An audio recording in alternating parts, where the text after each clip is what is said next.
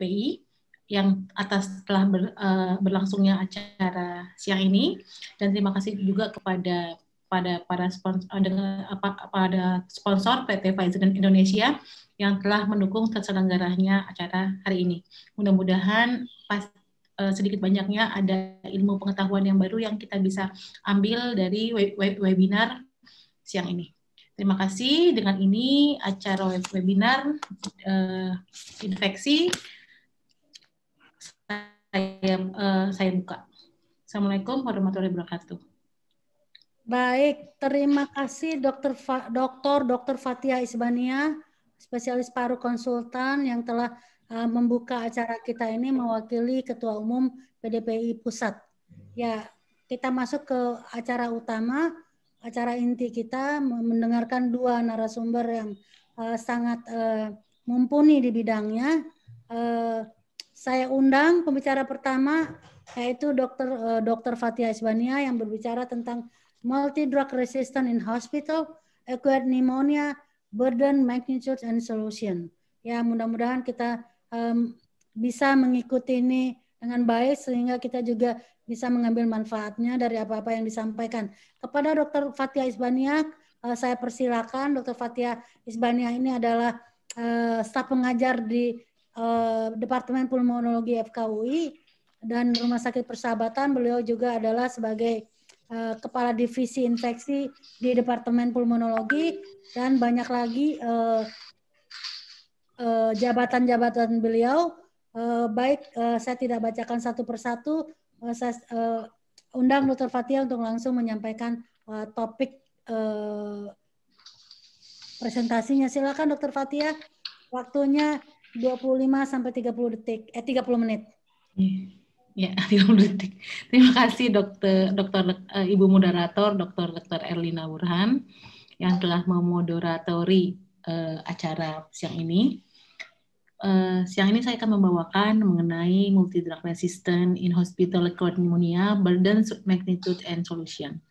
Sebenarnya materinya cukup berat tapi menarik ya, karena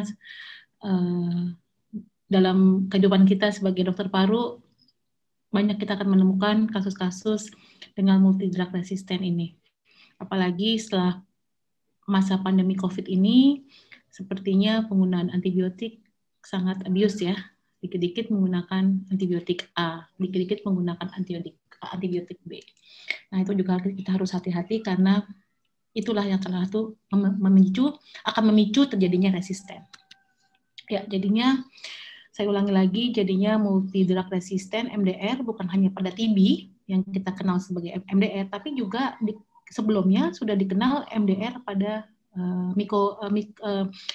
mikroorganisme. MDR ini merupakan permasalahan yang sangat menantang dan yang menyebabkan masalah di era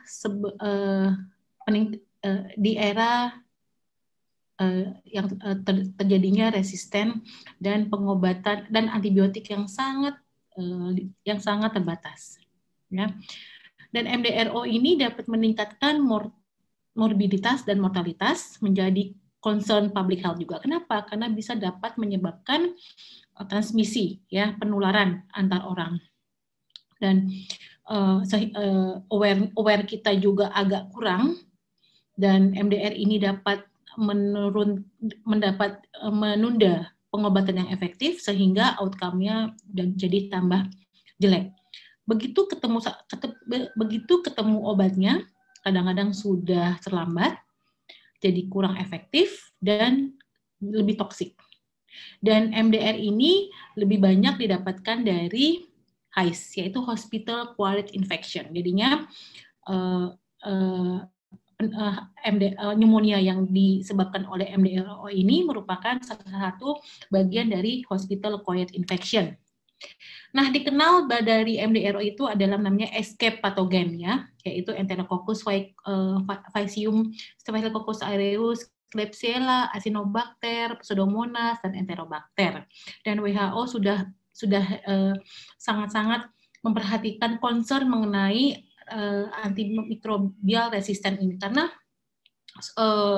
masalah ini tuh bukan hanya di negara yang berkembang, tapi negara yang sedang tumbuh, yang sedang berkembang juga jadi masalah. Dan setiap tahun WHO akan membahas mengenai resisten antibiotik ini. Kenapa bisa terjadi resistensi antibiotik ini?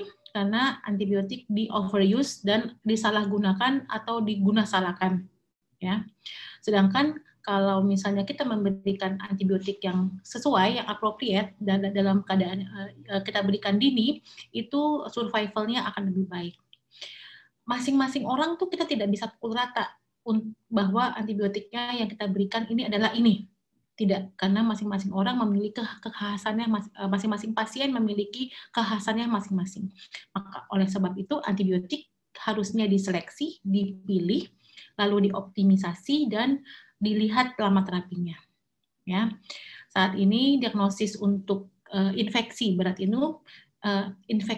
ini sebaiknya memang harus dilakukan secara tepat supaya bisa diberikan antibiotik yang appropriate, ya, yang adekuat dan yang sesuai.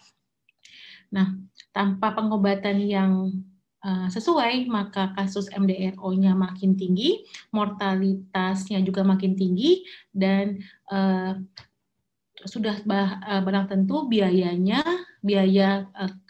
di vaskes juga akan meningkat, dan ini akan menjadi vicious circle, lingkaran setan. Dalam suatu meta-analisis, mortalitas akibat infeksi oleh carbapenem resisten Klebsiella pneumonia itu lebih tinggi, hampir 50%-nya dibandingkan dengan carbapenem yang masih sensitif. Ya. WHO dan CDC menentukan bahwa carbapenem resisten Enterobacteriaceae atau CRE merupakan prioritas yang paling tertinggi dari MDR. Nah, ini rajanya ini nih, carbapenem resisten Enterobacteriaceae. Nah, dan yang tidak enaknya lagi bahwa manifestasi klinis MDR ini hampir sama dengan mikroorganisme yang masih sensitif. Ya, bedanya antibiotik yang akan digunakan untuk MDRO itu sangat terbatas, ya, dan dipengaruhi juga dengan riwayat penggunaan antibiotik sebelumnya.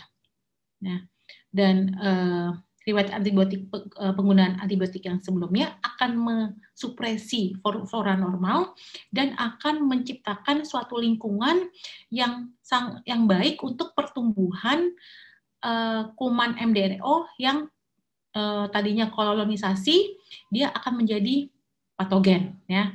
Ini namanya selective advantage. Jadinya ini adalah resistensi selektif. Oleh sebab itu, penggunaan antibiotik sebelumnya sangat berpengaruh untuk terjadinya MDRO karena mekanisme ini. Nah, ini dari WHO 2017 dan kita bandingkan dengan CDC 2019. Ya, mereka membaginya, kalau WHO membagi menjadi critical, high, dan moderate. Ini hampir semuanya adalah gram negatif. Begitu juga dengan CDC 2019. CDC membaginya dengan urgent, serius, dan worrying. Ya, hampir sama ya. Acinetobacter, Enterobacteriaceae, ya, dan Clostridium difficile. Ya, ini Clostridium ini memang merupakan masalah di Amerika. Ya, kalau WHO 2017 dia memasukkan Pseudomonas aeruginosa. Nah, ini WHO ini adalah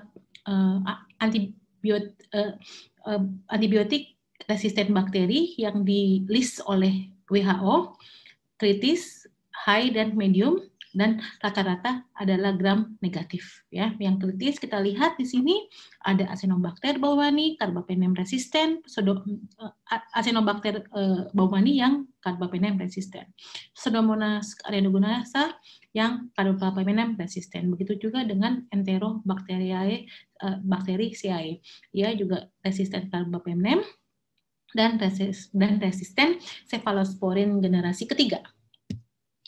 Nah, ini tipe-tipenya ya, hampir sama juga. Yang kritis ini yang tiga ini, yaitu Acinetobacter, Pseudomonas, dan Enterobacteriaceae. Nah, sebelum kita masuk ke sebelum kita berlanjut, mengingatkan saja ini adalah definisi dari drug resistant mikroorganisme.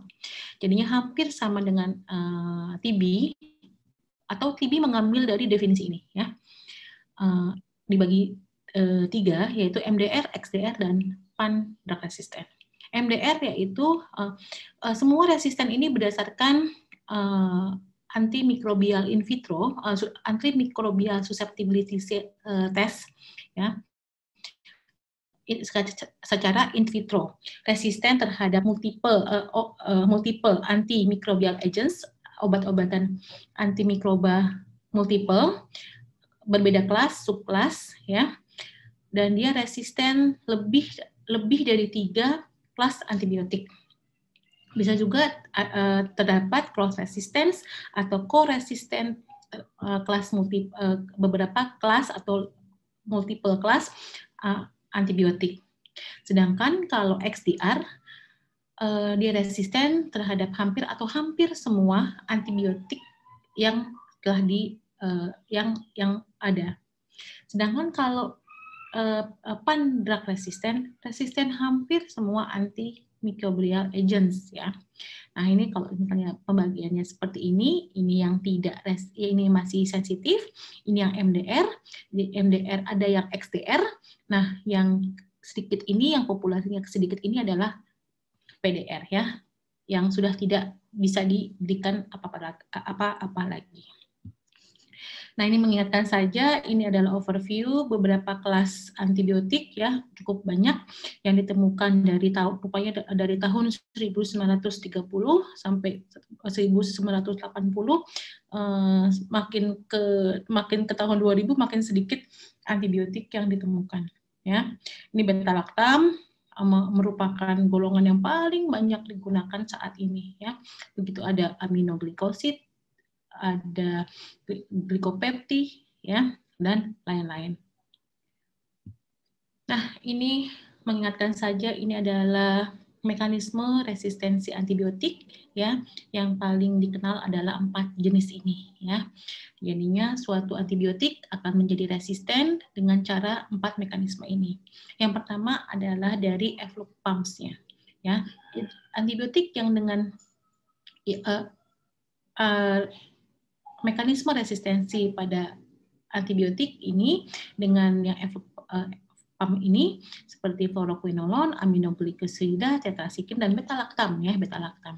Sedangkan kalau yang block penetration itu juga terjadi pada beta-lactam, tetracycline, fluoroquinolone, inactivation of enzyme, beta-lactam, aminoglycosid, dan target modification itu adalah fluoroquinolone, vancomycin, beta-lactam juga. Jadinya sepertinya beta-lactam ini memang dia terjadinya mekanisme resistensi bisa dari ke-4 macam mekanismenya. Nah, ini untuk tiap-tiap patogen, mekanismenya, ini contohnya saja kalau Pseudomonas aeruginosa, dia untuk terjadinya resistensi akibat mekanisme dari efflux pumps, mutan topoimerase, enzim yang termodifikasi, metalobeta-lactamase, dan lain-lain. Begitu juga dengan Acinetobacter baumannii, Klebsiella, dan Maltophilia. Nah, bagaimana prevalence dari MDRO dan faktor risikonya? Jadinya kalau untuk yang saya baca, untuk di negara-negara Southeast Asia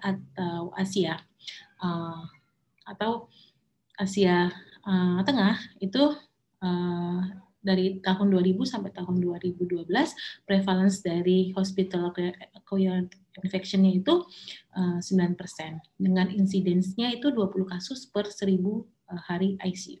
Dan biasanya kuman HAIS ini bisa HAP, VAP, SSI, CAUTI, kateter related, ya, dan klapsi. Lim dan kawan-kawan mendapatkan 43% dari kematian akibat HAIS di dalam ICU disebabkan oleh MDRO. Dan Amerika menyatakan bahwa terjadinya infeksi healthcare itu akibat kuman Klebsiella dan carbapenem resistant E. coli 11% untuk Klebsiella dan E. coli 2% dengan kematian 600 kematian per tahunnya. Nah, ini adalah salah satu jurnal yang baik yang dengan judul Multidrug Resistant Bacterial Infection di Amerika selama 5 tahun didapatkan bahwa MDRO terjadi 17% onsetnya adalah di hospital, karena juga ada MDRO yang didapatkan dari komunitas ya, dari masyarakat. Paling banyak adalah MRSA dan ISBL. Dan dari tahun ke tahunnya untungnya dengan edukasi yang baik di Amerika terjadi penurunan insiden MRSA, FRE dan carbapenem resisten Acinetobacter spesies ya. Tapi belum tahu untuk yang selama pandemi ini. Lalu ini untuk yang di Klaten ya, dari Rumah Sakit Dr. Suraji Tirtonegoro Central Hospital ya, pada tahun 2019, ini cukup baru, prevalensi MDR-nya cukup tinggi. Yang kuman yang paling banyak adalah Klebsiella pneumoniae, ya. Dan Klebsiella pneumoniae syukurnya masih baik terhadap meropenem dan amikasin. Nah, ini juga ada suatu penelitian untuk faktor risikonya terjadinya MDRO, faktor risiko perbedaan risiko MDR menurut faktor risiko dan kepatuhan hand hygiene. Jadinya didapatkan memang lama hari rawat, pemakaian alat-alat ventilator, dan kepatuhan hand hygiene itu sangat berpengaruh untuk terjadinya MDRO di hospital, di rumah sakit. Nah, ini ada satu jurnal mengenai faktor risiko terjadinya MDRO pada lower respiratory tract infection. Ini sangat baik ya, jurnalnya bagus karena ini adalah systematic review dan meta-analysis.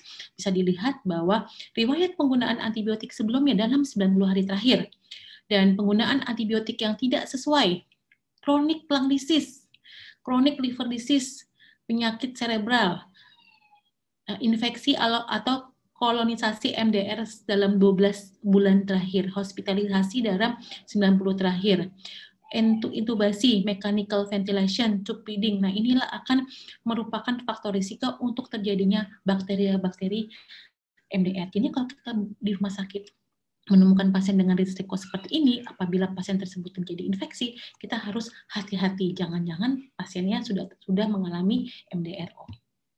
Nah, jadinya ini saya ambil dari ATS ISA VAP-HAP tahun 2019. Jadinya dibagi 4, yaitu faktor risiko untuk MDR VAP, MDR HAP, VAP HAP. Jadinya ya hampir sama. Apa yang hampir sama? Yaitu riwayat penggunaan antibiotik intravena dalam 3 bulan terakhir. Ya, dilihat hampir sama ya. Jadinya hati-hati. Dan kita harus melakukan anamnesis yang mendalam pada pasien. Kita tanya, pernah nggak dirawat di rumah sakit sebelumnya dengan menggunakan antibiotik IV? Ya. Nah, bagaimana masalah yang ditimbulkan oleh kuman MDRO ini? Rupanya ya memang pasti bermasalah. Ya. Di Amerika saja sudah dihitung-hitung bahwa terjadi hampir jutaan kasus infeksi dan dihitung-hitung sudah triliunan dolar yang dikeluarkan untuk membayar kejadian MDRO ini. Ya, jadinya kalau untuk Amerika sendiri dari CDC-nya ini memang dia sangat rajin mengumpulkan data-data mengenai MDRO.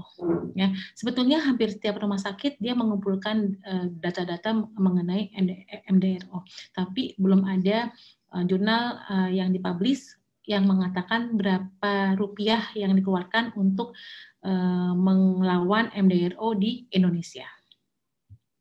Nah, ini contohnya ini yang di India. Ya, jadinya ini masalahnya multidrug resistant respiratory pathogen di ICU. Ya, memang jadinya biayanya cukup banyak dan sampai rumah sakit dan sampai rumah sakitnya sampai bilang-bilang tolong untuk penggunaan colistin dan tigecycline itu harus hati-hati karena Acinetobacternya sudah mulai resisten terhadap 2 macam obat ini. Padahal 2 macam obat ini relatif jarang digunakan. Saking banyaknya antibiotik yang digunakan pada rumah sakit di India. Nah ini kalau di Eropa memang sudah dihitung dan memang biayanya banyak sekali untuk melawan multidrug resisten organisme ini.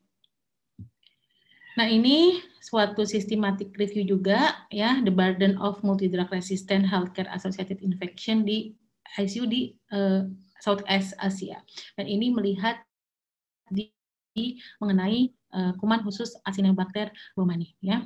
Jadinya memang di sini disimpulkan bahwa hospital acquired infection yang diakibatkan oleh MDR gram negatif memang memiliki impact yang memiliki masalah yang banyak ya. Nah, di sini dibilang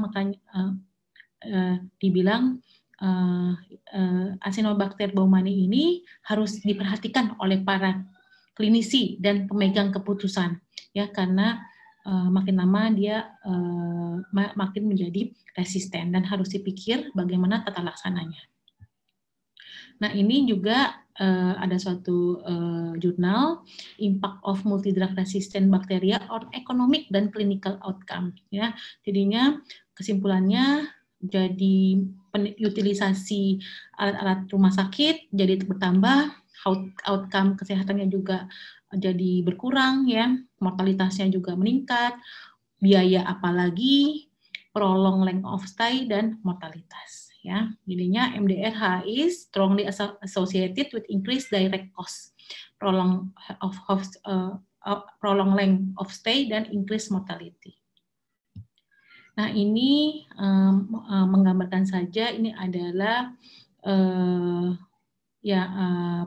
presentasi E. coli yang resisten terhadap cephalosporin pada tahun 2016. Ini jauh sebelum pandemi. Kita belum tahu setelah pandemi ini seperti apa, dan ini adalah beberapa negara yang di Eropa yang ternyata E. coli-nya sendiri sudah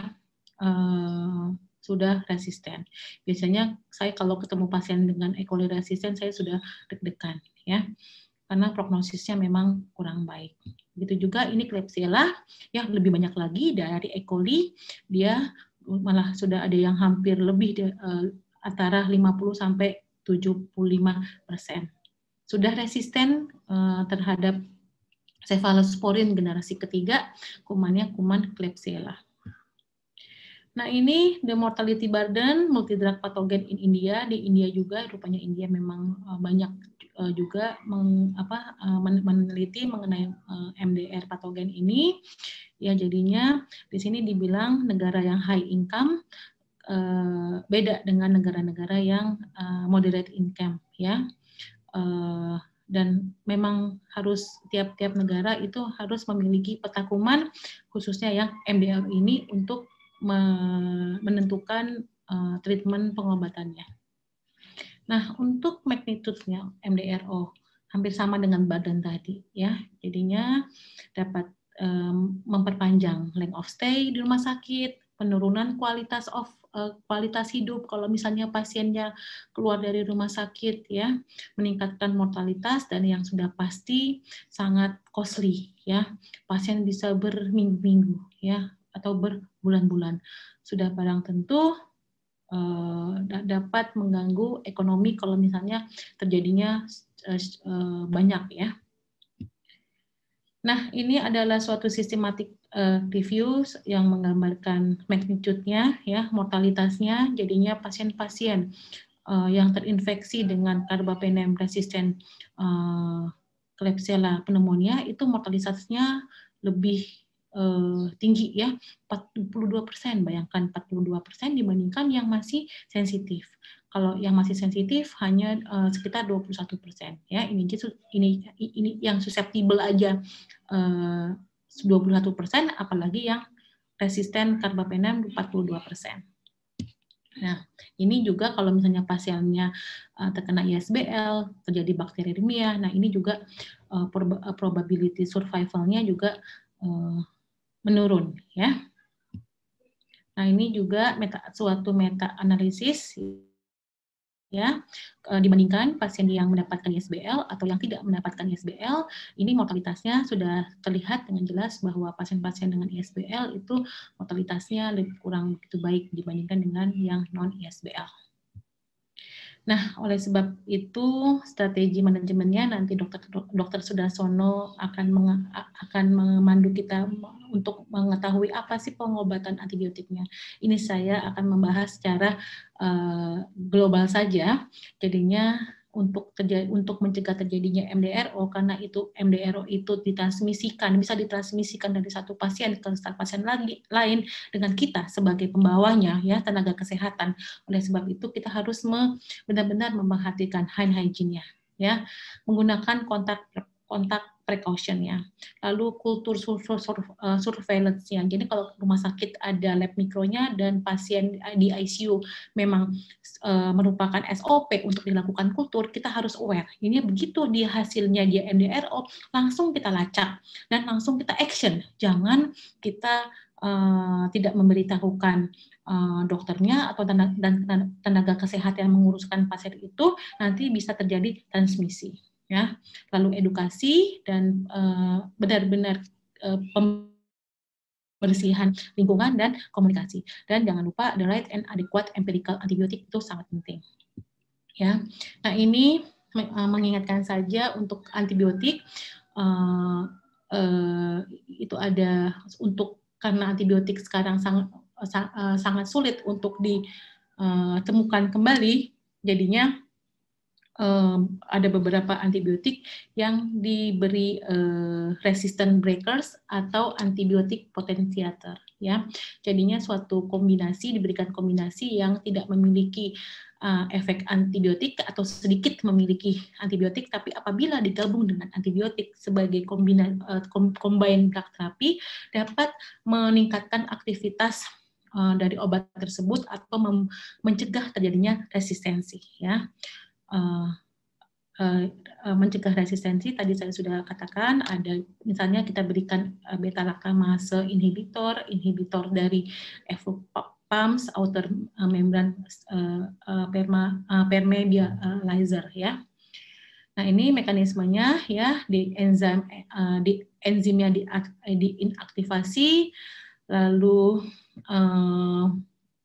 menurunkan membran permeability, drug target modifikasi, ya. Jadinya diberikan resistant breakers atau antibiotik potentiator, ya. Nah, ini mengingatkan saja untuk mencegah terjadinya hospital pneumonia. Jangan lupa kita sebagai tenaga kesehatan, kita sebagai dokter, jangan lupa ini hand hygiene, ya. Oral care pada pasien-pasien kita, mencegah aspirasi dan disfagia, ya, karena kuman-kuman yang pada pasien-pasien yang berbaring lama di ICU akibat dari salah satunya adalah aspirasi. Posisi tidur, mobilisasi, dan pencegahan dari infeksi virus. Ya, ini suatu penelitian, ya, masih baru juga,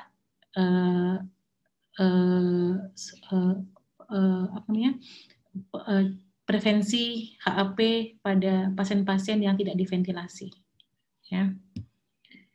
Nah, ini juga mengingatkan saja, ini adalah MDRO infection control precaution, ya. Jangan lupa kita implementasi kontak precaution apabila kita menemukan pasien kita memang sudah MDRO, ya.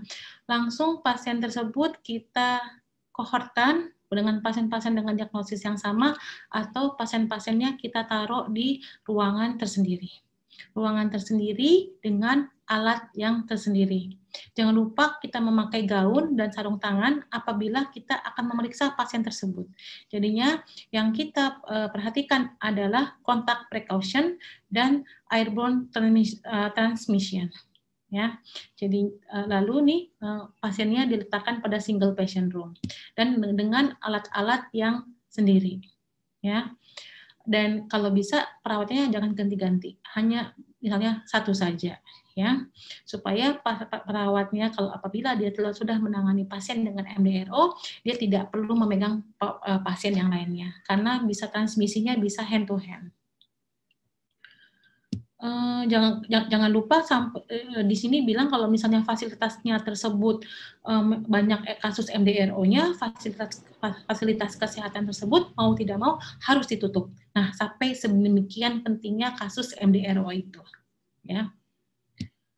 Nah, nah ini juga misalnya alat tensimeternya sendiri, stetoskopnya sendiri, ya, alat-alat kedokterannya sendiri. Dan jangan lupa semua tenaga kesehatan harus diberikan edukasi mengenai cara pencegahan dan pengendalian MDRO. Jadinya masalah MDRO ini bukan hanya antibiotik saja, bukan hanya pengobatan saja, tapi apabila kita mendapatkan pasien MDRO, selain antibiotik, kita juga harus mencegah supaya pasien MDRO-nya tidak menularkan ke lingkungan dan orang dan pasien lain.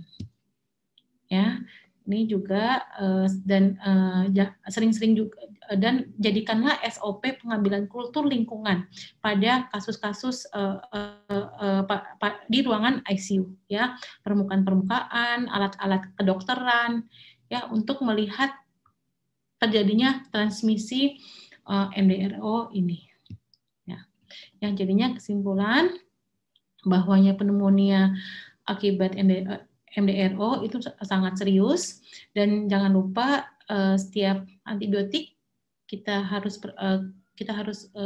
perhatikan dan digunakan dengan melihat local resistance pattern-nya, ya, karena akan diberikan antimikrobial terapi empirik yang appropriate. Dan ini ada dan masalah MDRO itu panjang sekali, bukan hanya masalah obat, tapi infection control-nya. Karena kalau misalnya pasien diberikan obat, mungkin sudah selesai pada saat itu. Tapi jangan lupa MDRO ini adalah masalah yang sangat penting, karena dia bisa ditransmisikan oleh kita, tenaga kesehatan. Terima kasih. Assalamualaikum warahmatullahi wabarakatuh.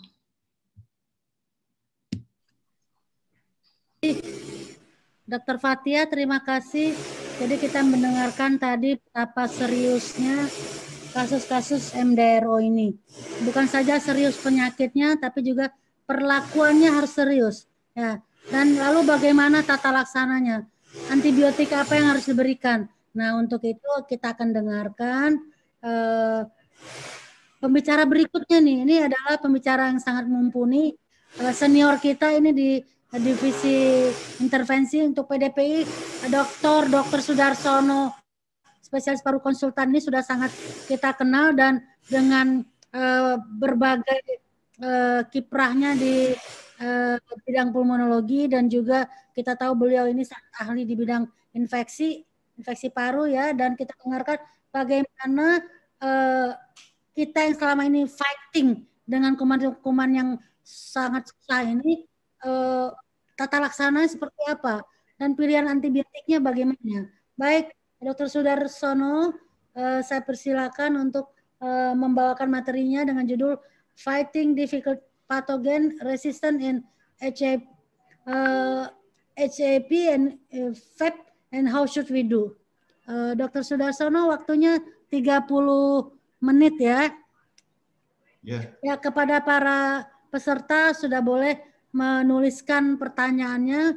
Untuk pembicara pertama, Dr. Fathia, silakan menulis di kolom chat, ya. Baik, Dr. Sudarsono, silakan, Dok. Oke, terima kasih Dr. Elina. Assalamualaikum warahmatullahi wabarakatuh. Selamat siang, menjelang sore. Sehat selalu, ya. Insya Allah kita akan sehat ke depannya. Terima kasih atas waktunya. Saya mohon izin untuk share screen.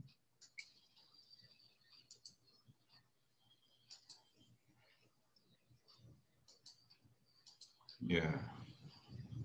Sudah kelihatan, ya? Sudah kelihatan? Sudah. Suara cukup jelas suara, ya? Jelas, Dr. Oke, terima kasih Dr. Alfian. Jadi terima kasih, saya sudah pendahuluan tadi sudah diuraikan panjang lebar oleh Dr. Fathia ya. Jadi sebagai untuk membuka agar presentasi ini tinggal masuk begitu saja, ya, begitu rumit permasalahan pasien dengan MDR-TB, juga terutama pada pasien hospital acquired pneumonia. Ya. Kemudian saya akan memaparkan mengenai sebenarnya harus seperti apa yang harus kita berikan pada pasien dengan MDR tadi. Ya. Jadi judul saya adalah Fighting Difficult Pathogen Resistant in Hospital Acquired Pneumonia dan FAP. Ya. Jadi seperti biasa, mulai dulu dengan suatu pendahuluan. Saya kira pendahuluan ini juga mirip-mirip apa yang disampaikan oleh Dr. Fathia. Jadi pneumonia memang merupakan salah satu penyakit infeksi yang menyebabkan morbiditas dan mortalitas yang tinggi. Sedangkan patogen yang multi drug resistant, ya, itu berhubungan erat memang dengan peningkatan morbiditas dan mortalitas pada pasien pneumonia itu sendiri. Jadi oleh karena itu pemberian antibiotik empirik awal itu memang sangat menentukan dari outcome yang kita dapat di dalam menata laksana pasien dengan pneumonia secara umum. Oleh karena itu memang perlu adanya pemilihan antibiotik yang tepat dan bagaimana mengoptimalisasikan dan berapa lama antibiotik itu harus diberikan. Nah, kemudian yang seperti dikatakan Dr. Fathia tadi bahwa MDR-GNP yang merupakan singkatan dari multi drug resistant gram-negatif bakteri itu merupakan masalah yang memang sangat serius karena kuman patogen ini tidak gampang untuk dimatikan sehingga penyakit berlangsung terus sampai akhirnya terjadi suatu kematian. Selain itu memang biaya perawatannya menjadi sangat tinggi akibat pada pneumonia akibat MDR-GNP ini. Kemudian selain itu bahwa MDR patogen ini memang erat hubungannya sebenarnya dengan khususnya di sektor di bidang hospital acquired pneumonia dan juga pada ventilator associated pneumonia. Jadi patogen MDR ini yang ada di HAP atau FAP, baik apakah itu gram positif atau gram negatif, ya memang menjadi langganannya sebagai patogen penyebab HAP atau VAP. Nah, oleh karena itu memang strategi efektif untuk mencegah HAP dan VAP, ya, saya kira sudah disampaikan oleh Dr. Fathia itu seperti apa pencegahannya. Ya. Dan kalau memang sudah terjadi HP atau VAP, maka perlu adanya suatu antibiotik baru, ya, mengingat antibiotik yang sudah ada sudah hampir semuanya resisten. Nah, kita nanti memang berbicara di setting HAP, tapi saya juga ingin menyampaikan sedikit sebenarnya masalah MDR itu bukan pada HAP saja ya akhir-akhir ini, tapi juga pada CAP. Ya, terutama di negara Asia, mungkin di Indonesia, dan mungkin khususnya di Rumah Sakit Dr. Sutomo yang memang sudah pernah dilakukan suatu studi mengenai prevalensi MDRO pada community acquired pneumonia. Jadi sebagai perbandingan kita lihat, ya sebagai perbandingan, ya sebagai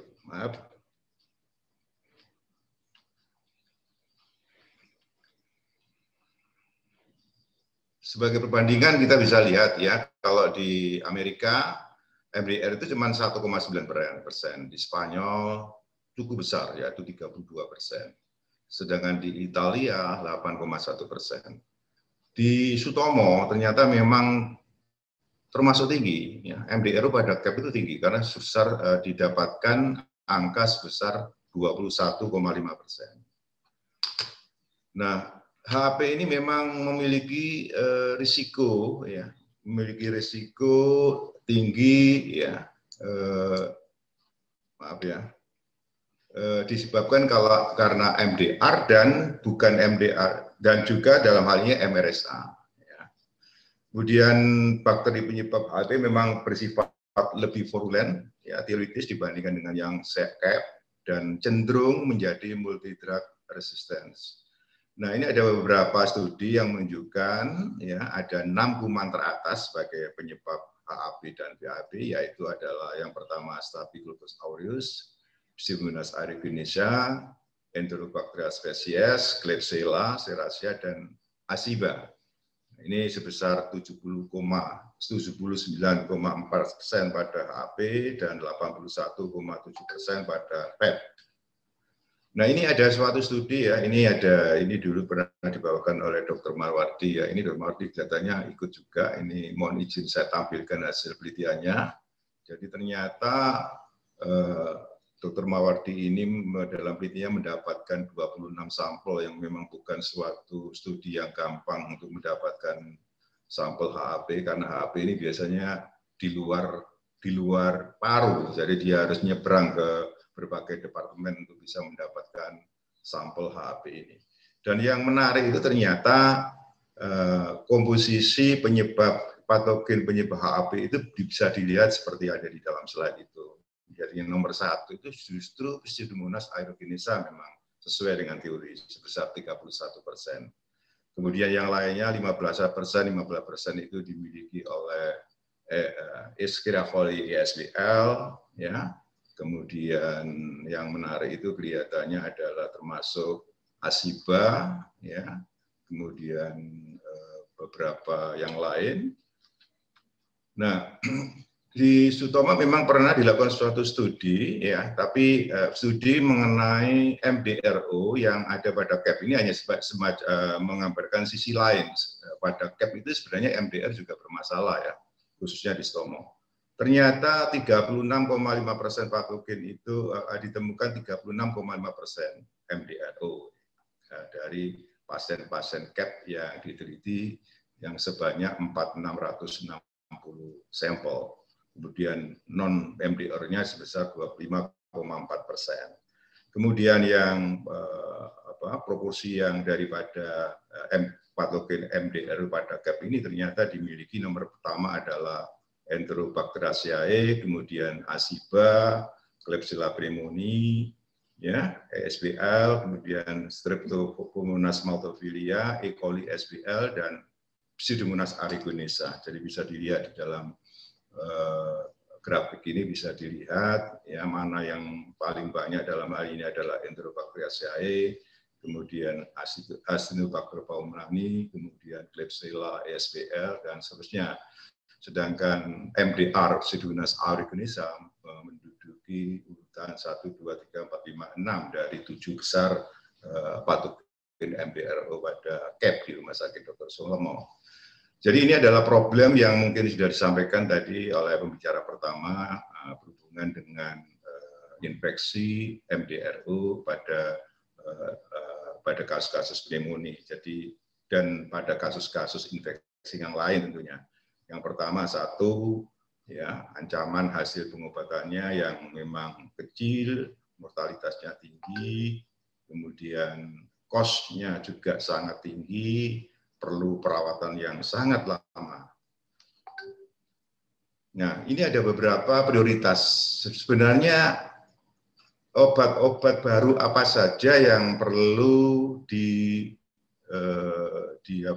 diciptakan gitu ya, dalam kaitannya dengan kuman-kuman yang terkenal bandel. Ya. Di sini ada 3 prioritas. Prioritas yang sifatnya kritis, kemudian tinggi, kemudian yang ketiga adalah sedang. Nah, yang tinggi ini, yang kritis ini adalah misalnya Asiba, ya, Asiba yang carbapenem resisten. Kemudian yang kedua adalah Pseudomonas aeruginosa yang carbapenem resisten. Kemudian yang berikutnya adalah Enterobacteriaceae, ya, yang carbapenem resisten, dan ESBL. Kemudian sedangkan yang tinggi itu adalah Enterococcus faeculum, terus dan lain-lain. Sedangkan yang medium seperti misalnya adalah Streptococcus pneumoniae yang peka, yang resisten terhadap penisilin, kemudian hemoglobin influenza, ya, ini juga termasuk medium. Nah, ini ada suatu penelitian menyangkut mortality ya, berhubungan dengan hospital acquired infection dengan MDR sebagai patogennya ya. Ternyata ini didapatkan dari sekian 35.000 pasien yang tertiti, ada sekitar 31.052 pasien per tahunnya yang ternyata menderita MDRO dan 2.113 atau 6,9% meninggal. Ini juga suatu penelitian yang lain juga yang menunjukkan bahwa dari total 714.108 pasien yang diobati, ya kemudian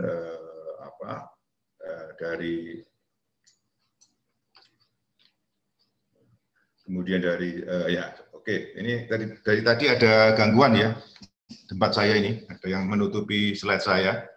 Jadi MDRO dideteksi sebanyak 26.499, kemudian 1.113 ternyata adalah suatu MDRO dan 235 meninggal. Jadi kalau kita hitung-hitung sekitar 21%. Nah ini bagaimana kalau yang ada di Stomo yang MDR tapi pada CAP ya, ini memang cukup memprihatinkan, yaitu dari 460 pasien dengan CAP ya memang 138 itu adalah MDR dan mortalitasnya cukup tinggi yaitu 31%. Sedangkan yang tidak MDR 18,6% ya, tapi juga masih tinggi. Nah sebenarnya bagaimana pemberian antibiotik yang ideal untuk kasus-kasus dengan HEP atau VEP ya, tentunya yang pertama kali pastilah empirik, mau tidak mau empirik, karena memang pertama obat harus segera antibiotik harus segera diberikan ya, bahkan ada suatu data evidence base kalau kita terlambat 4 jam maka mortalitasnya akan meningkat. Sementara hasil dari suatu kultur misalnya patogen apakah yang bertanggung jawab belum ada, mau nggak mau harus empirik, dan itu harus diberikan dengan segera, appropriate, yang artinya itu bisa mengcover kuman-kuman yang diduga sebagai penyebabnya, dan kemudian adequate, artinya sesuai dengan farmakokinetik dan farmakodinamik. Jadi kalau kita memilih antibiotik X, maka kita juga harus tahu bagaimanakah farmakokinetik dan farmakodinamiknya, sehingga kita waktu memberikannya itu betul-betul sesuai, apakah harus diberikan single dose atau terbagi, berapa dosisnya, dan berapa lama, dan sebagainya. Nah ini adalah kalau seandainya kita tidak adekuat, ya, tidak sesuai dengan hukum-hukum farmakokinetik, farmakodinamik, tidak appropriate, jadi ternyata yang pilih antibiotik itu tidak sesuai dengan pola kuman yang sebenarnya menjadi dugaan sebagai penyebabnya. Kemudian yang berikutnya delay, ya, menunggu sampai sekian lama, ya, maka itu adalah faktor-faktor yang menyebabkan mortalitas, morbiditas, loss juga akan tinggi, kemudian terjadi suatu resistensi, dan yang tidak kalah pentingnya biayanya menjadi. Nah, ini adalah kemungkinan penyebab kenapa kadang-kadang kita memberikan suatu terapi yang awal pada HAP itu tidak berhasil, tidak memberikan suatu respon yang kita inginkan. Ada beberapa faktor seperti yang saya katakan tadi, ya. Spektrumnya tidak adekuat dari antibiotik yang kita berikan, dosisnya juga demikian. Kemudian juga karena ada faktor-faktor tertentu, misalnya ada MPIM yang tidak segera dilakukan suatu evakuasi dan sebagainya, itu membuat antibiotik menjadi tidak optimal kerjanya. Kemudian juga ada beberapa faktor-faktor spesifik yang lain. Nah ini yang sudah disampaikan, jadi sebenarnya faktor risiko apakah yang menyebabkan yang memberikan pada seorang klinisi itu menduga bahwa yang kita hadapi itu sebenarnya adalah pasien dengan infeksi MDRO. Ini saya kira tadi sudah disampaikan oleh Dr. Fathia. Nah yang barangkali penting ini adalah bagaimanakah kita sebenarnya memilih antibiotik empirik ya, secara awal pada HAP. Ya, pada VAP, tapi bukan VAP. Jadi rekomendasi ini saya ambil dari ATS ITSA yang merupakan kiblat kita memang ya untuk seperti apa strategi pengobatan pada HP. Nah, antibiotik itu nanti kita akan memilih tergantung pada 3 hal. Ya. Yang pertama, apakah pada pasien tersebut ya ada risiko mortalitas yang tinggi atau ada tidaknya faktor yang mungkin MRSA sebagai penyebabnya. Jadi yang pertama adalah tidak ada faktor risiko mortalitas yang tinggi dan tidak ada suatu kemungkinan bahwa MRSA ini sebagai penyebabnya. Sedangkan yang kedua, faktor risiko mortalitasnya tidak ada, tetapi ada faktor-faktor yang memungkinkan bahwa MRSA itu sebagai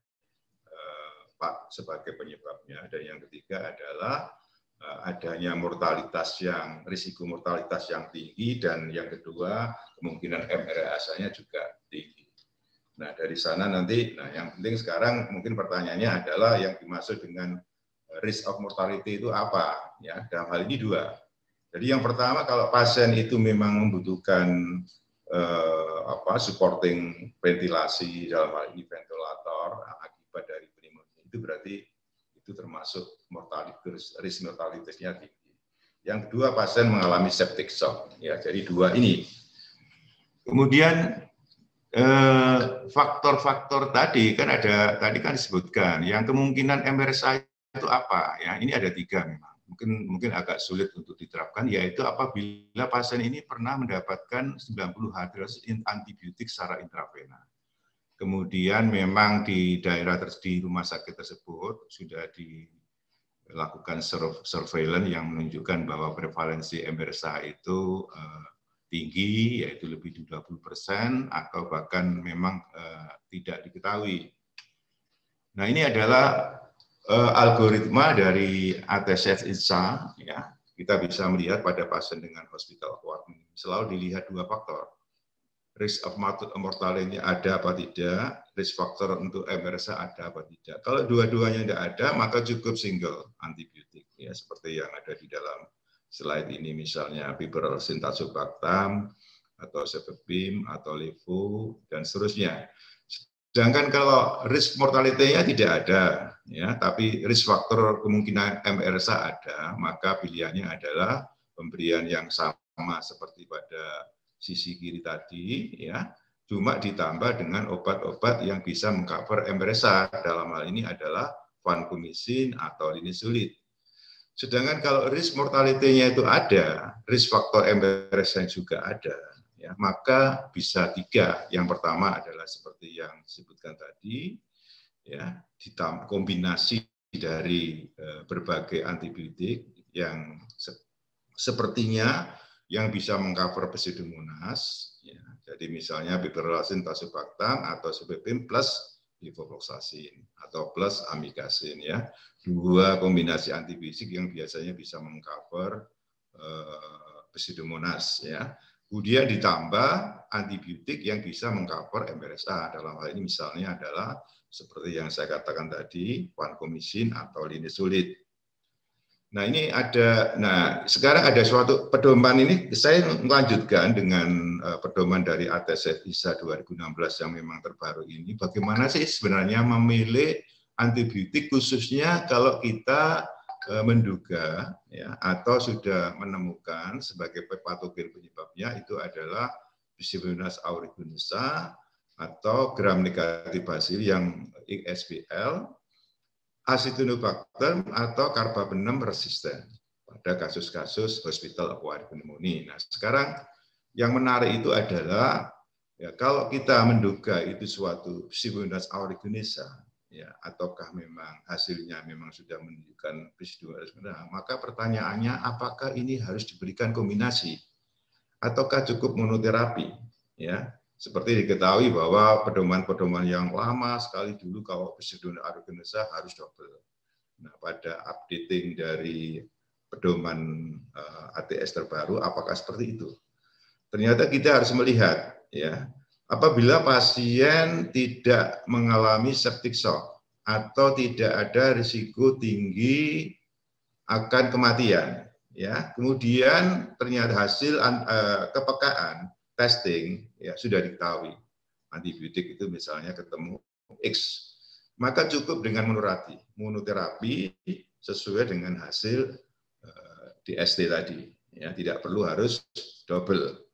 Nah, berbeda kalau seperti ini.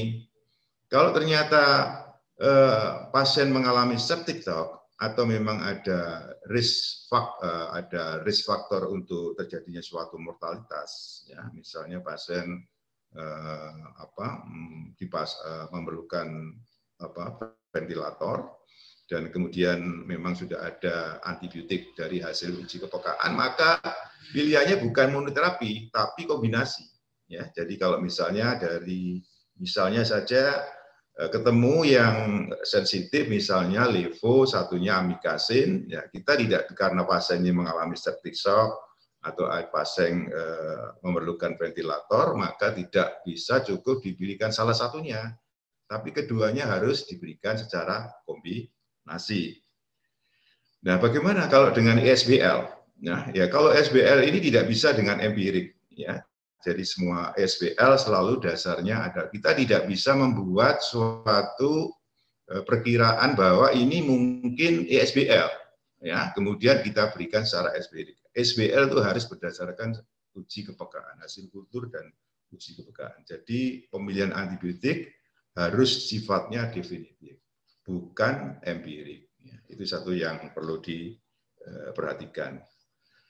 Nah, bagaimana dengan Acinetobacter? Nah, ini yang menarik, yang kadang-kadang kita singkat sebagai ASIBA. Ya. Nah, kalau memang Acinetobacter itu memang pada umumnya dia itu memang sensitif terhadap carbapenem atau ampicillin sulbactam. Nah, kalau dua-duanya ini ternyata resisten, maka pilihannya bisa jatuh kepada polymyxin, dalam hal ini colistin atau polymyxin B. Nah, yang berikutnya, bagaimana dengan patogen yang carbapenem resisten patogen? Ya, maka di sini hampir sama seperti yang slide sebelumnya. Pilihannya jatuh kepada polymyxin, dalam hal ini colistin atau polymyxin B. Nah, ini ada sesuatu yang menarik, ya. Ini adalah dari ITSA juga, tapi yang di launch tahun 2020, ya, mengenai bagaimana kita memilihkan antibiotik pada kasus-kasus extended spectrum beta lactamase producing Enterobacteriales, ya, dan pada carbapenem resistant Enterobacteriales yang disingkat CRC, atau Pseudomonas with difficult to treat resistant, ya, yang disingkat dengan DTR Pseudomonas aeruginosa. Jadi seperti ini, ya, fokusnya. Nah, ini ada suatu istilah yang barangkali teman-teman baru mendengar, apa itu yang dimaksud difficult to treat resistant atau yang disingkat DTR. Jadi ini maksudnya adalah sudah si patogen tersebut sudah resisten pada semua obat first line terhadap yang bisa mengcover Pseudomonas. Misalnya dalam ini quinolone. Dengan quinolone resisten, dengan carbapenem resisten, ya, dengan cefalorosin generasi 4 resisten. Nah, inilah yang disebut dengan difficult to treat resistant, khususnya pada Pseudomonas aeruginosa. Nah, kalau seperti ini, ada suatu rekomendasi ternyata bahwa untuk kasus-kasus, sebenarnya ini keluar suatu obat baru sebenarnya, yang kita kenal sebagai ceftazidime avibactam, ya, yang pada saat itu memang pertama-tama diperuntukkan untuk kasus-kasus sistitis, pyelonefritis, ya. Kemudian ternyata bisa berkembang untuk infeksi yang bukan di urinary tract, ya. Dalam hal ini akhirnya berkembang bisa untuk HAP maupun VAP, yaitu bisa diberikan new antibiotik, ya. Dalam ini salah satunya yang saat ini memang menjadi fokus topik kita, yaitu ceftazidime avibactam. Jadi ini adalah suatu obat kombinasi generasi 3 cefalorosin dengan suatu novel non beta lactam beta lactamase inhibitor yang kita kenal dengan nama avibactam. Nah, ini adalah dosisnya, ya, dosis yang direkomendasikan untuk kasus-kasus dengan yang memerlukan ceftazidin avibactam secara tunggal itu adalah sebagai yang ada tertera di dalam slide ini. Kemudian kita sekarang berbicara apakah itu ceftazidin avibactam. Ini adalah suatu the newer antimicrobial agent untuk hospital-acquired pneumonia.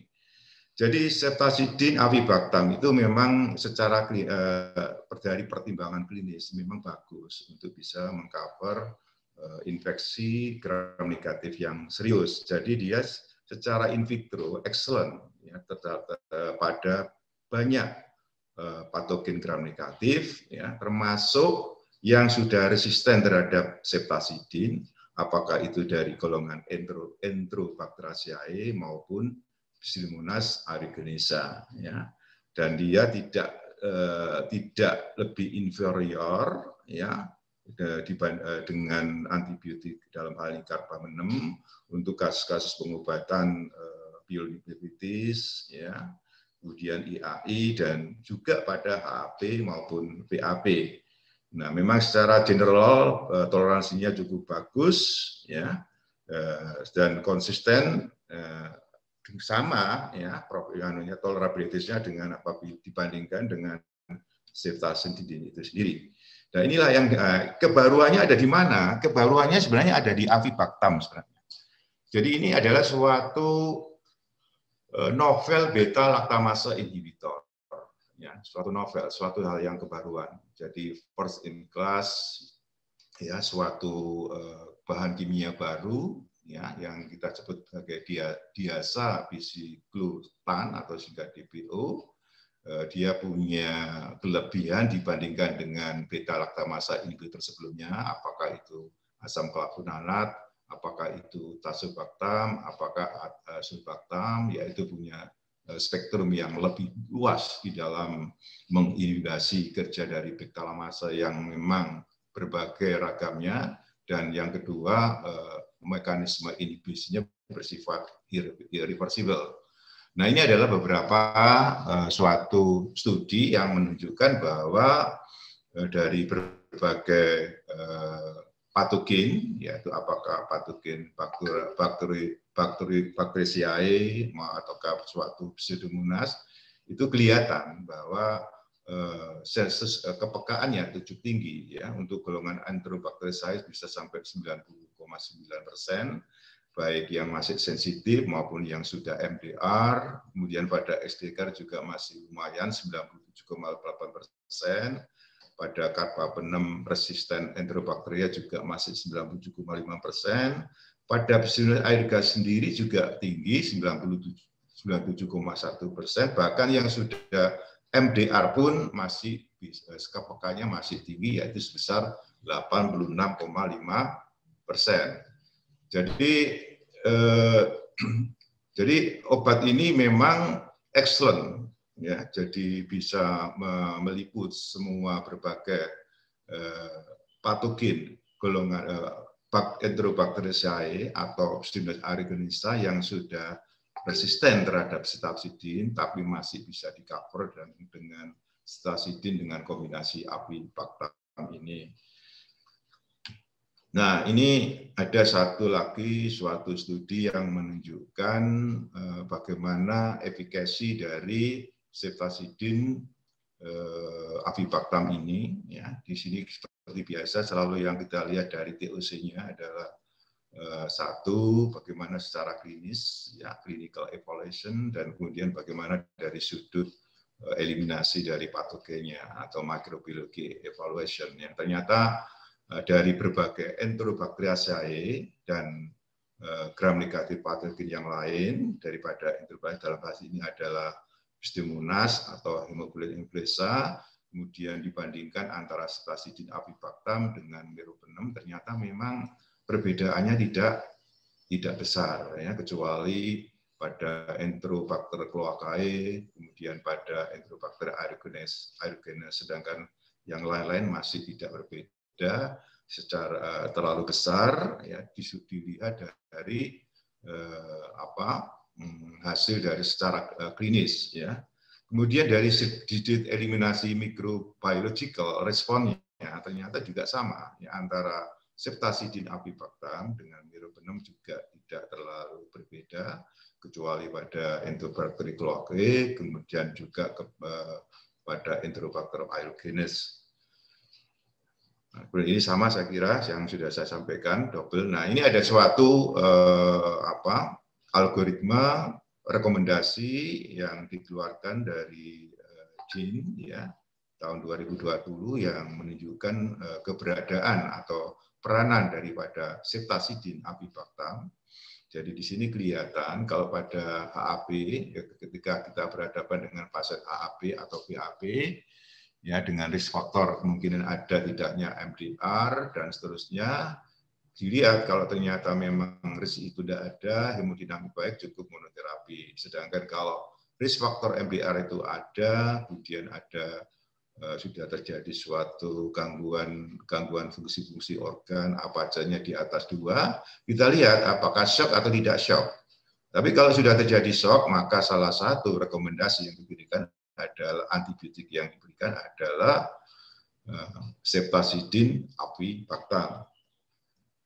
Nah, ini bagaimana dengan dosis, dan tentunya pertanyaan yang selalu ditanyakan para klinis selalu berapa dosisnya, apakah untuk ginjalnya aman apa tidak ya, dan ini sudah ada di dalam studi sudah ada jawabannya bahwa pemberiannya dengan dosis seperti yang tersebut di sini. Bila terjadi suatu gangguan fungsi ginjal dengan creatinine clearance kurang dari 50, maka pedoman yang dipakai adalah seperti yang terlihat di dalam tabel. Nah, ini adalah berapa lama kalau memang kita menggunakan obat ini untuk kasus-kasus dengan hospital acquired pneumonia, terutama dengan pasien-pasien terindikasi misalnya pada DIT pseudomonas tadi, yaitu kalau pada hospital acquired pneumonia atau termasuk juga ventilator assisted pneumonia, maka durasinya adalah antara 7 sampai 14 hari. Nah, sebagai summary ya, jadi satu memang tadi disebutkan memang HAP atau VAP memiliki risiko tinggi disebabkan faktor MDR, dan bakteri penyebab HAP memang bersifat lebih virulen dibandingkan dengan CAP ya, teorinya seperti itu, dan cenderung memang menjadi multidrug resistant ya. Kemudian selain itu MDRO pada HAP itu menyebabkan morbiditas dan mortalitasnya tinggi, memang sulit diobati ya dengan berbagai antibiotika. Nah, yang penting mencegahnya ya, pencegahannya seperti yang dikatakan Dr. Fathia tadi. Sebaiknya memang tidak terjadi HAP. Pasien-pasien yang kita rawat di rumah sakit sebaiknya tidak sampai terjadi HAP ataupun VAP ya. Tapi kalau seandainya sudah terjadi HAP, maka memang diperlukan sebenarnya ketersediaan antibiotik baru untuk memberikan hasil pengobatan yang lebih baik, khususnya pada kasus-kasus MDRO yang seperti yang sampai katakan, yaitu pasien yang sudah mengalami berbagai resisten terhadap antibiotik, ya, maka memang keberadaan dari suatu obat baru memang diperlukan. Dan dalam hal ini saat ini ada obat ceftazidin avibactam yang bisa menjadi suatu obat terobosan baru untuk mengatasi MDRO pada HAP dengan kasus-kasus yang saya sampaikan tadi. Jadi di sini sebagai akhir yang kalimat yang ingin saya sampaikan itu adalah bahwa ceftazidin avibactam memang merupakan novel, suatu novel drug combination, yaitu kombinasi ceftazidin dengan avibactam ya, yang tadi sudah disebutkan sebagai bukan antibiotik tapi mengoptimalkan dari antibiotik yang menjadi kombinannya.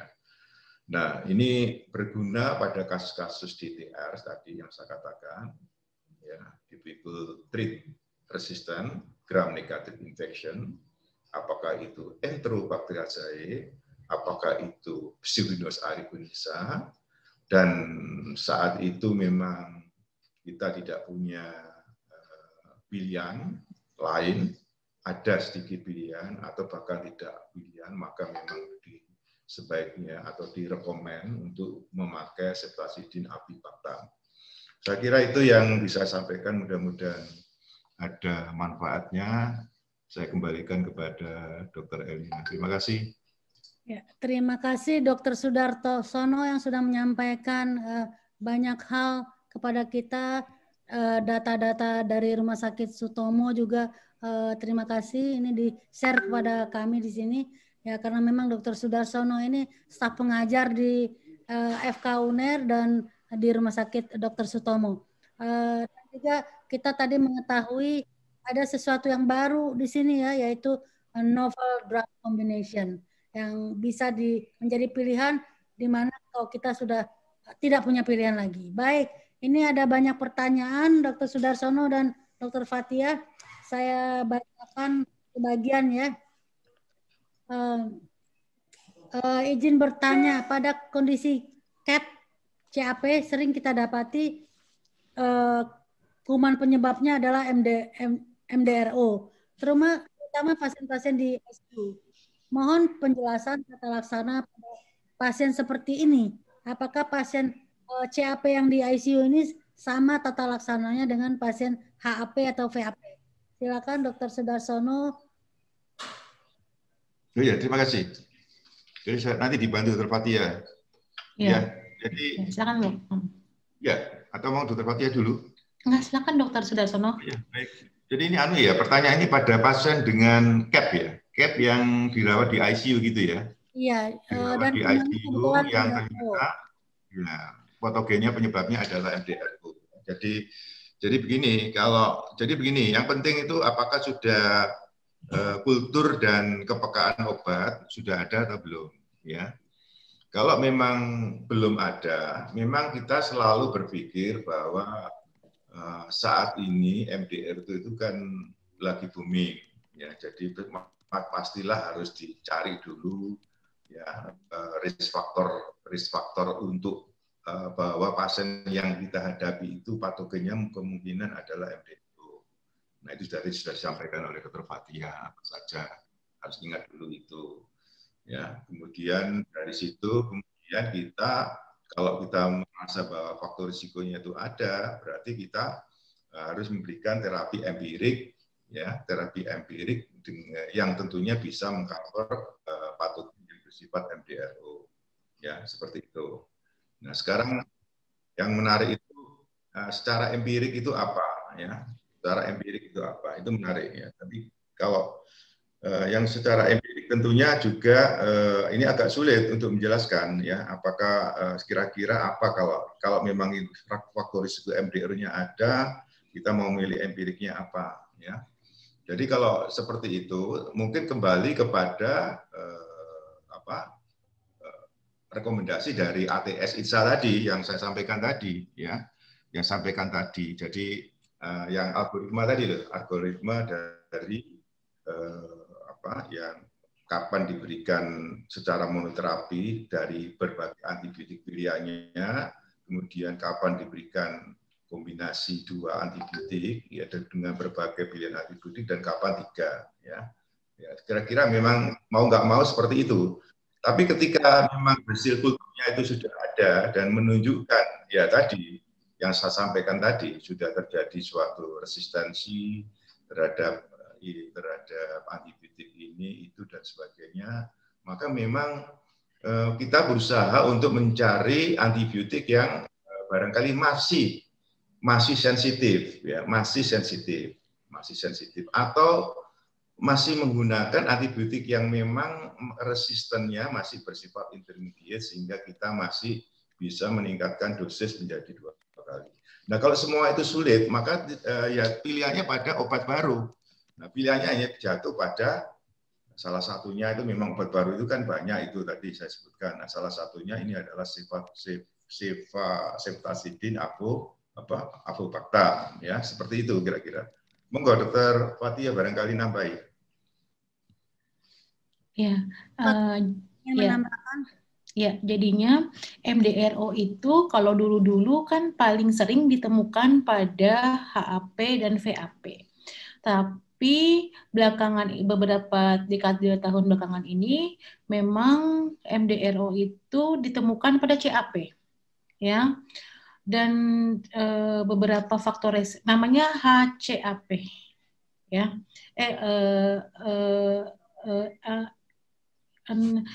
bukan hampir seperti dengan HCAP, ya, tapi HCAP sudah tidak ada lagi. Faktor resikonya terjadinya MDRO pada CAP itu hampir sama dengan MDRO pada VAP dan HAP, yaitu pernah dirawat di rumah sakit lebih dari 90 hari terakhir, dari rumah dari panti jompo misalnya, pernah pemakaian antibiotik 3 bulan terakhir, hemodialisis, home infusion terapi, perawatan luka, kemoterapi IV dalam 30 hari terakhir. Nah, itu merupakan faktor risiko untuk terjadinya CAP pada MDRO. Jadinya MDRO pada pasien CAP itu bisa. Tapi tolong dibedakan dengan CAP berat, severe CAP, karena tata laksananya juga beda. Kalau severe CAP, severe community acquired pneumonia itu biasanya dia disebabkan oleh Streptococcus pneumonia, bisa legionella dan gram negatif, ya. Nah, ya, untuk tata laksananya sesuai dengan ATS ITSA yang 2016, ya.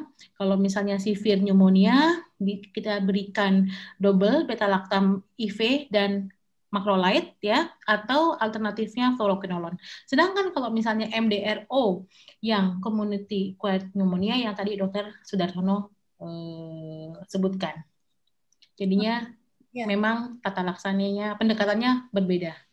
Terima kasih Dr. Sudarsono dan Dr. Fathia. Ini ada pertanyaan berikutnya dari Heriska Rifani kepada Dr. Fathia ini. Tadi paparan Dr. Fathia mengatakan bahwa pencegahan VAP dikatakan perlu untuk mencegah infeksi virus. Pertanyaannya bagaimana berdasarkan epidemiologi virus apa yang biasanya menjadi patogen dan bagaimana kita dapat mencegah VAP yang disebabkan oleh virus. Ya, terima kasih Dr. Erlina. Jadinya jauh-jauh hari sebelum pandemi ini, pneumonia virus ini, di negara terutama yang 4 musim, yang ada musim dinginnya, virus yang bersirkulasi cukup banyak. Dan virus tersebut akan mengenai orang dengan komorbid dan terutama lanjut usia. Pada orang-orang lanjut usia, apabila dia terkena virus pernapasan seperti influenza, adenovirus, coronavirus, rhinovirus, dia bukan tidak seperti orang yang masih muda yang imunokompeten. Dia bisa sampai seperti saat ini pneumonia, bisa terjadi pneumonia virus, bahkan sampai bisa masuk ventilator. Ya, jadinya kejadiannya hampir sama dengan pneumonia COVID saat ini, tapi jumlahnya yang saat ini sangat banyak. Kalau yang dulu hanya di negara-negara yang dengan 4 musim yang ada musim dinginnya. Ya, ditanyakan juga Dr. Fathia, bagaimana cara mendiagnosisnya? Cara mendiagnosisnya cara mendiagnosisnya hampir sama dengan pneumonia COVID sekarang ini, ya. Gejala akut respirasi ditambah dengan gambaran bilateral patchy di radiologis. Pokoknya hampir dengan pneumonia COVID saat ini. Baik, terima kasih Dr. Fathia. Tambah dengan PCR, ya. Pemberian antibiotik kombinasi pada kasus HAP dan VAP, terapinya memakai step up atau step down? Silakan Dr. Sudarsono. Pemberian kombinasi, ya? Iya. Jadi sekali lagi bahwa kombinasi itu diberikan pada kasus, kalau pada CAP adalah kasus dengan severe tadi yang sudah disebutkan oleh Dr. Fathia, Sedangkan kalau pada HAP, saya kira tadi sudah disebutkan mana-mana yang kombinasi, ya. Jadi yang dilihat dari dua faktor tadi, apakah ada risk faktor mortality yang tinggi, dan yang kedua adanya suatu kemungkinan MRSA. Tapi yang paling penting itu kalau MRSA ini agak sulit memang pengeterapannya. Tapi yang satunya tadi yang high risk mortality itu saya kira gampang, yaitu ada tidaknya septic shock, dan yang kedua ada tidaknya kebutuhan untuk dipasang ventilator. Nah, kalau memang secara empirik itu harus diberikan kombinasi, maka sekali lagi sifatnya ya deeskalasi. Ya, jadi satu, pertama secara empirik diberikan double antibiotik dengan broad spectrum yang luas, ya. Kemudian setelah itu dilakukan suatu eskalasi, ya, deeskalasi, ya. Kemudian 3 hari seharusnya sudah masuk ke dalam terapi yang bersifat narrowing begitu sesuai dengan hasil kultur, ya. Ya seperti itu, secara general seperti itu. Monggo silakan. Ya, Dr. Sudarsono ya. Ya, jadinya yang pertama kali yang diberikan adalah apabila kita menemukan pasien dengan pneumonia berat, yang kita berikan adalah empirik antibiotik sesuai dengan derajat beratnya. Setelah itu jangan lupa sebelum diberikan antibiotik kita harus mengambil spesimennya dan kita lakukan kultur. Nah, setelah beberapa hari baru kita step down, ya, sesuai dengan hasil kulturnya. Ya, ini dari Dr. Yun Amril kepada Dr. Sudarsono juga ini bahwa 3 faktor yang mempengaruhi dalam kita memilih suatu antibiotik, yaitu mortality, MRSA, dan lain-lain. Sementara waktu kita sangat terbatas. Nah, faktor penting apa yang kita perhatikan agar pendekatan empirik menangani HAP ini bisa kita lakukan dengan segera? Ya, pertanyaan siapa itu? Pada saya ya? Iya. Bantu dokter. Dari Dr. Yun Amril. Oh ya, jadi suatu Amril ini pengalamannya banyak pastinya ya. Jadi memang masalah yang ditanyakan itu masalah sehari-hari ya. Kita harus cepat memilih antibiotik ya, appropriate, adequate, dan immediate ya. Itu bukan sesuatu yang enak menulisnya, tapi bukan sesuatu yang gampang untuk penerapannya ya. Jadi oleh karena itu memang kalau secara empirik sekali lagi itu faktor-faktor yang dilihat itu tadi saya katakan ya data mikrobiogram ya dari suatu rumah sakit itu saya kira sangat penting untuk membantu kita di samping kita memilih kira-kira apakah itu perlu suatu kombinasi atau tunggal.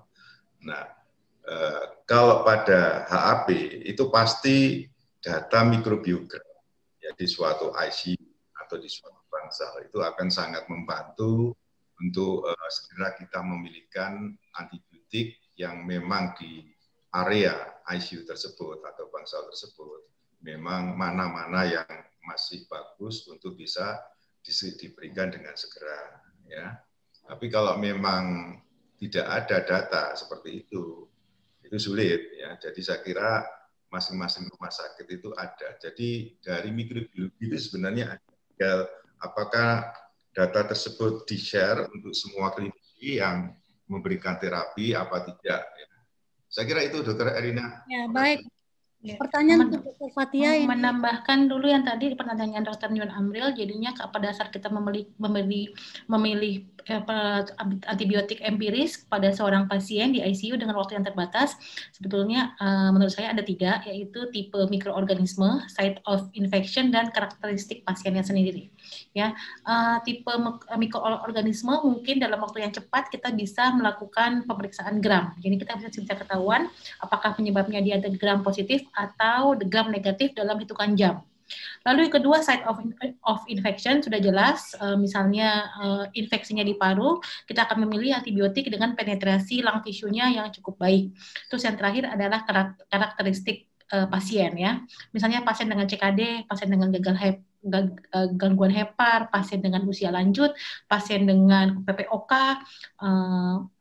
mereka memiliki karakteristik patogen yang berbeda-beda. Seperti pasien PPOK atau struktur lung parenkim yang cukup luas, itu biasanya paling sering adalah gram negatif atau salah satu contohnya adalah Pseudomonas.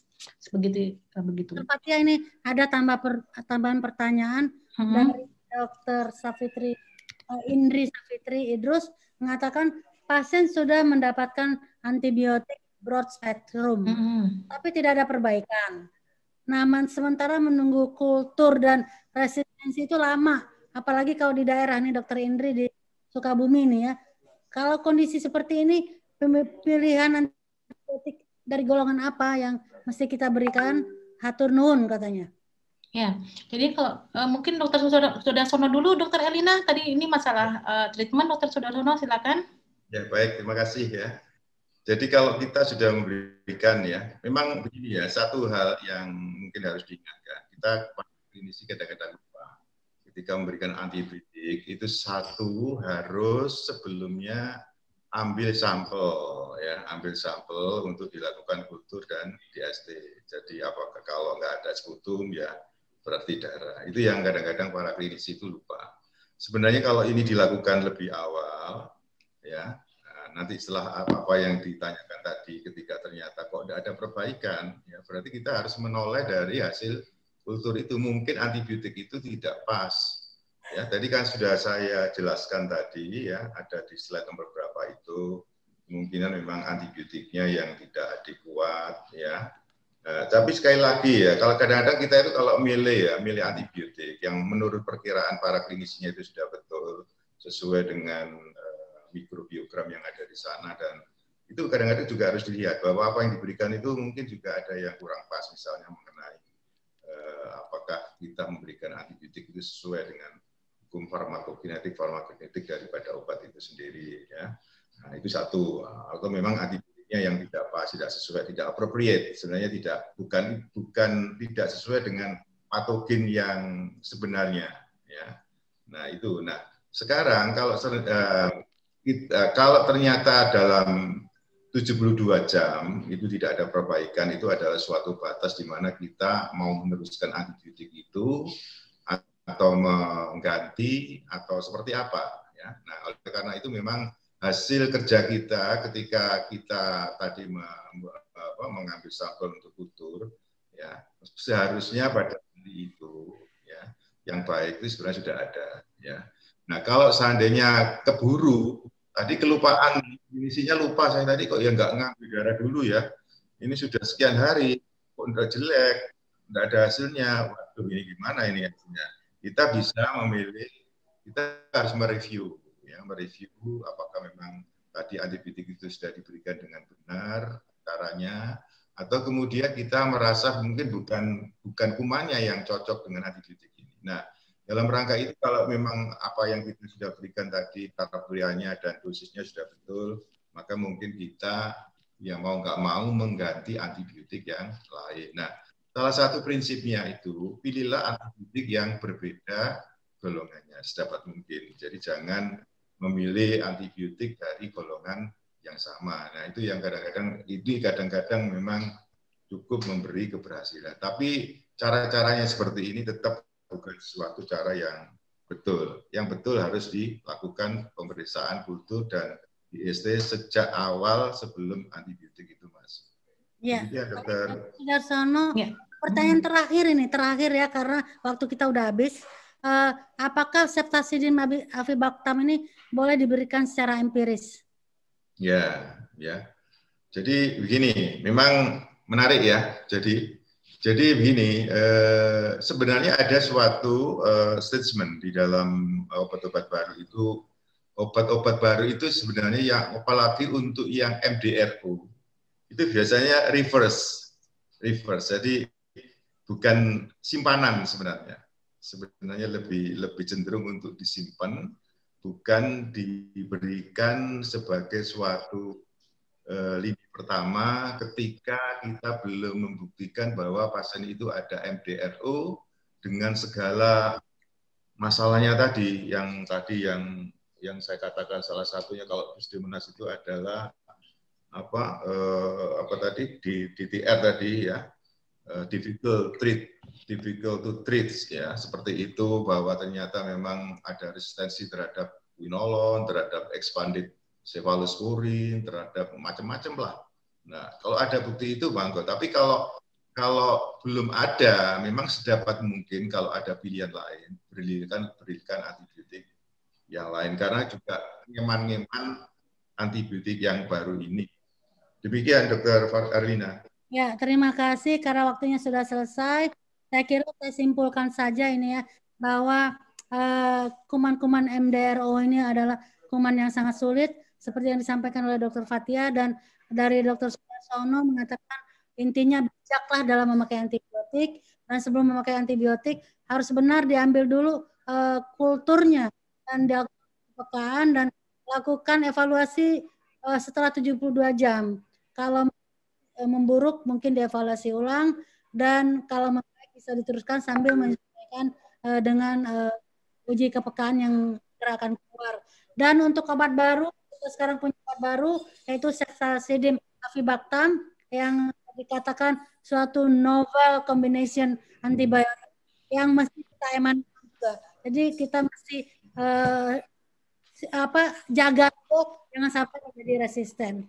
Tetapi minimal sekarang kita punya obat pilihan baru untuk mengatasi masalah DRO ini. Saya kira demikian. Terima kasih kepada kedua pembicara yang sudah memberikan ilmu kepada kita semua. Mohon maaf waktunya sangat terbatas ya. Waktunya sudah selesai. Saya ucapkan terima kasih juga kepada PT Pfizer yang mensupport acara ini, dan mudah-mudahan apa yang disampaikan ada manfaatnya untuk kita semua. Baik, saya kira demikian. Selanjutnya saya kembalikan kepada Dr. Alvin, dan kalau saya tidak salah ada penutup ya ini ya. Terima kasih Dr. Erlina Burhan, Dr. Fathia, dan Dr. Sudarsono. Untuk link absensi, jangan lupa kepada seluruh peserta untuk mengisi link absensi, nama dan alamat email harus benar, karena apabila terjadi kesalahan nama ataupun alamat email maka akan terjadi kesalahan juga pada sertifikat. Oke, saya akhiri untuk sesi webinar siang ini. Terima kasih kepada seluruh pembicara dan moderator, kepada PDPI dan kepada sponsor Pfizer. Assalamualaikum warahmatullahi wabarakatuh. Terima kasih semuanya, Dr. Erlina, Dr. Sudarsono, Pfizer, terima kasih. Terima kasih Dr. Sudarsono, Dr. Erlina, Dr. Fathia, Dr. Alfian. Sama-sama, Pak Indra. Dan lain-lainnya. Terima kasih. Selamat siang, Dokter. Salam sehat.